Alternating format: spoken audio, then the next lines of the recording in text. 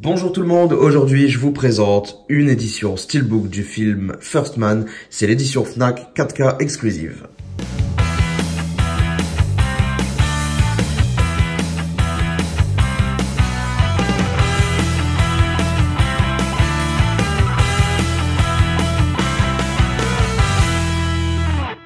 Ce film m'a mis de ses claques quand j'ai été le voir au cinéma, je vous jure. Après, c'est vrai que je suis passionné de tout ce qui touche un peu à l'astronomie.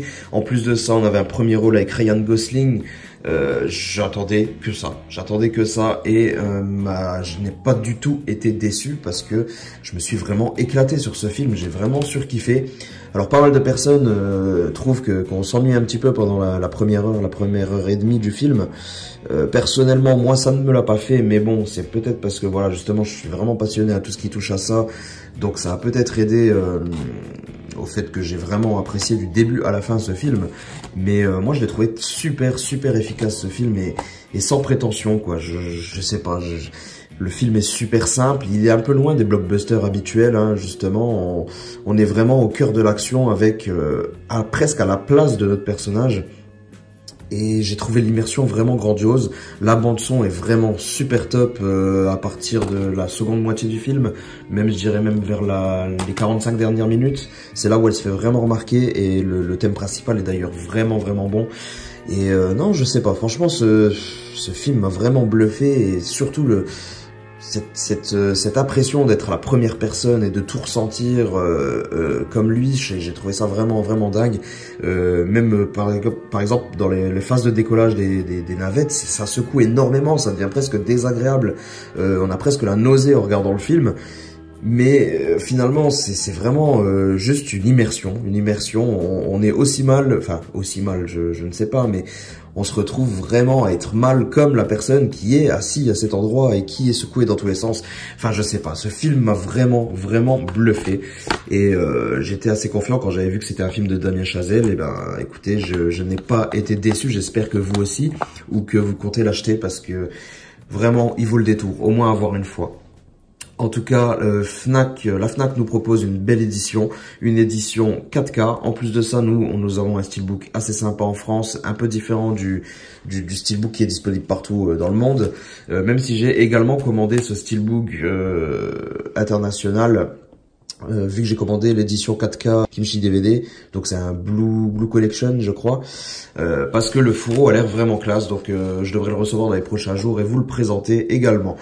En attendant, là, je vous présente l'édition française Fnac avec donc un 4K, un Blu-ray et un Blu-ray bonus exclusif. Niveau audio, nous avons sur le 4K Ultra HD de l'anglais en Dolby Atmos et du français en 7.1 Dolby Digital. Non, en 5.1 Dolby Digital, pardon. Sur le Blu-ray standard, nous avons du Digital Plus, Dolby Digital Plus 7.1 pour le français et de l'anglais Dolby Atmos. Vous voyez, ça c'est quand même n'importe quoi. Pour les personnes qui veulent le voir en VF, vous aurez une meilleure bande sonore sur le Blu-ray qui est en Dolby Digital Plus 7.1, alors que sur le 4K Ultra HD, vous allez seulement avoir du Dolby Digital 5.1. Alors ça, je trouve ça, c'est vraiment n'importe quoi là, on est d'accord, hein. Ouais. Donc voilà, le son pour la VF en tout cas est meilleur sur le Blu-ray que sur le Blu-ray Ultra HD.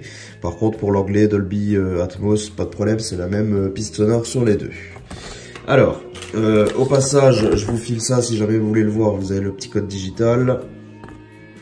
Et on va enfin passer à la présentation parce que à force de blablater, c'est pas le tout, mais c'est le steelbook qu'on veut voir. Déjà, regardez-moi cette belle face. Là, franchement, on a été gâtés avec notre édition française qui est exclusive. Je trouve ça vraiment magnifique avec en plus de ça une jolie finition entièrement vernie. Donc, que demander de plus? C'est vraiment stylé. Franchement, j'adore. Déjà, le choix de visuel est vraiment classe. Donc, avec la lune en fond, là, ça rend super bien. On a le titre, on aurait pu se passer peut-être du nom des acteurs. Mais ça va, c'est pas trop dérangeant. Je regrette tout de même que en dessous du blister chez la Fnac, regardez voir, je sais pas si vous allez vraiment le voir, mais j'ai des rayures un petit peu partout. Vous voyez, c'est quand même assez dommage. Parce qu'en plus, quand je l'ai déballé au premier abord, j'ai vu qu'il n'y avait pas de POC, j'ai été très heureux. Et après, je l'ai bien mis à la lumière et j'ai vu les rayures un peu partout. Et je me suis dit que c'était clairement abusé quand même. Mais bon, heureusement, ça se voit pas énormément. On notera également des petits reflets métalliques dans l'espèce de visière là. Enfin, c'est pas dans la visière, c'est dans l'armature autour du casque. C'est pas ultra évident, mais vous pouvez les voir quand même. Les petits reflets métalliques qui passent bien.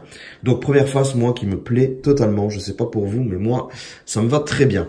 Sur la tranche, nous avons le titre légèrement à rallonge, mais qui occupe tout l'espace. First Man bien lisible, le premier homme sur la Lune, pardon. Assez lisible, mais bien plus petit, heureusement. Le petit logo Universal juste en dessous.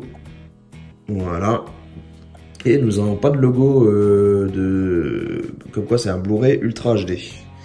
Sur la face arrière, nous avons ce joli visuel d'un noir assez prononcé. Donc c'est plutôt pas mal, il tire plus sur le noir que sur du gris. Hein. Donc ça c'est vraiment bien. Et puis voilà, ce shot visuel, tout dans la simplicité, mais moi ça me va énormément, j'adore. C'est très très bon. La face arrière, cette fois, n'est pas abîmée chez moi. Ce qui est dommage quand même, c'est qu'on notera les petits pavés qui sont ici. J'ai une petite... c'est un petit peu abîmé ici. Heureusement, ça ne se verra pas, c'est en dessous. Ouais, voilà. Plutôt sympa. Moi, je suis content. La vue d'ensemble, du coup, bah écoutez, c'est super raccord. Hein. Ça fait un steelbook assez sobre.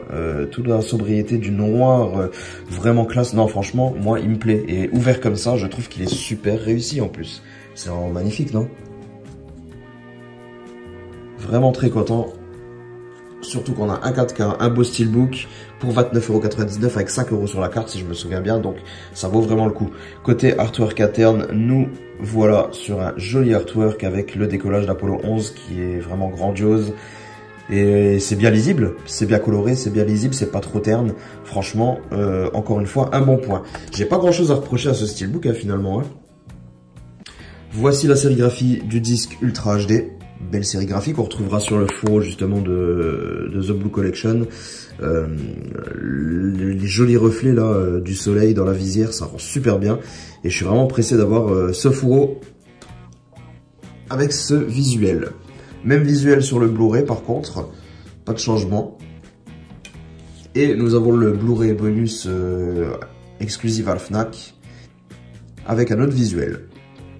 Plutôt sympathique également. Donc voilà, nous avons fait le tour de cette édition.